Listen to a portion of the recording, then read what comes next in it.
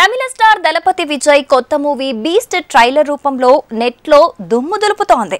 అయితే ఈ సినిమాను స్పానిష్ వెబ్ సిరీస్ తో పోలుస్తున్నారు. కాపీ కామెంట్లతో షాక్ ఇస్తున్నారు. ఇంతకీ ఏం జరగబోతోంది? Have a look. Kollywood star Vijay Thalapathy ఏం చేసినా సెన్సేషన్. బీస్ట్ సాంగ్ లానే ట్రైలర్ కూడా నెట్టింట్లో దుమ్ము దులుపుతోంది. బీస్ట్ ట్రైలర్ యూట్యూబ్ ని ఊపేస్తోంది.